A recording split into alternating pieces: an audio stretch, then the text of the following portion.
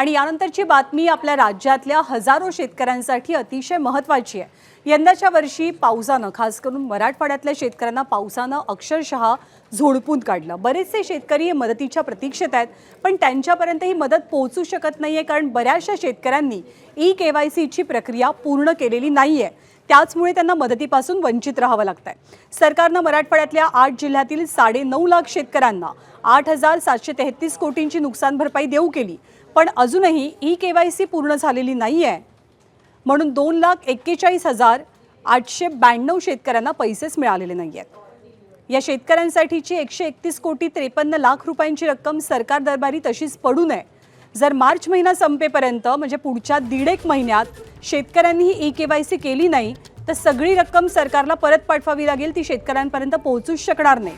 त्यामुळे नुकसानग्रस्त शेतकऱ्यांनी लवकरात लवकर ई-केवायसी पूर्ण करावं असं आवाहन विभागीय आयुक्तांकडून केलं जात आहे।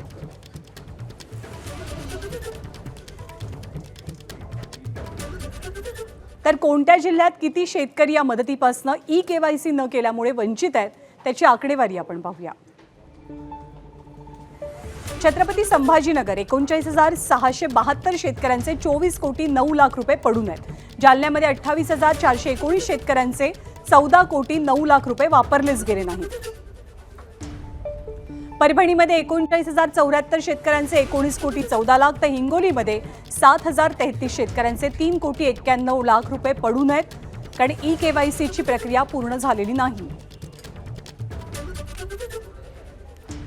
आणि ई-केवायसी म्हणजे नेमकं काय आणि ई-केवायसी करणं महत्त्वाचं काय? माझा सहकारी विनीत आपल्यासोबत आणि विनीत आपल्याला सांगेल ई-केवायसी म्हणजे नेमकं काय, कोणती डॉक्युमेंट सादर करायची आणि जर हे केलं नाही तर काय होणार आहे?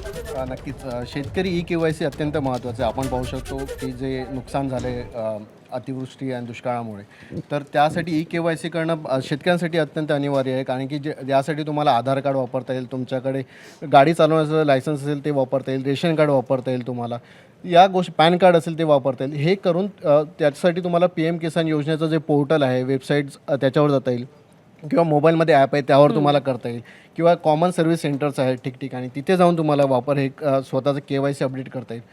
ई-केवायसी केला तर शेतकऱ्यांना फायदा हा आहे की जे मिळणारं शेतकऱ्यांना अनुदान आहे सरकारकडून येणार ते थेट त्यांच्या खात्यामध्ये जमा होईल। पण जर त्यांनी ई-केवायसी केलं नाही तर प्रॉब्लेम हा होणार आहे की तुमचं नुकसान झालेलं असेल, पंचनामा झालेला असेल, पण सरकारकडून येणारा पैसा तुमच्या खात्यात येणार नाही, कारण की तुमचं ई-केवायसी नाही। त्यामुळे ABP माझ्याकडून आम्ही आवाहन करतो प्रत्येक शेतकऱ्यांना की तुम्ही जा, थोडीशी तसदी घ्या, गावातल्या तलाट्याला भेटा, ग्रामसेवकाला भेटा, शिकलेल्या तरुणांना भेटा, तुमच्याकडे मोबाईल आहे त्या मोबाईलचा वापर करा आणि तुम्ही बसल्या बसल्या ई-केवायसी करू शकता। नाही तर तुम्ही बँकांमध्ये जाऊन इन्क्वायरी करू शकता, तुम्हाला प्रत्येक ठिकाणी याची माहिती मिळू शकते। फक्त ही थोडीशी मेहनत घ्या, थोडासा त्रास आहे, थोडासा तांत्रिक अडचणी आहेत त्या समजून घ्याव्या लागतील, पण हा आहे जो तुम्ही ई-केवायसी केली तर पुढच्या भविष्यात अनुदान मिळण्यास तुम्हाला याचा फायदा नक्कीच होईल। थँक्यू विनीत, आणि तू खूप महत्त्वाचं आवाहन केलेस। ABP माझाच्या वतीनं आम्ही सर्वजण सगळ्या शेतकऱ्यांना आवाहन करतो की नुकसान भरपाईचे पैसे तुम्हाला हवे असतील तर अर्थात ई-केवायसी करणं गरजेचं आहे। जे तुम्हाला प्रक्रियेमध्ये मदत करू शकतात त्यांची मदत घ्या आणि मार्च महिना संपेपर्यंत म्हणजे पुढच्या 1.5 महिन्यात ही प्रक्रिया तुम्ही पूर्ण करा। ABP माझा, उघडा डोळे बघा नीट।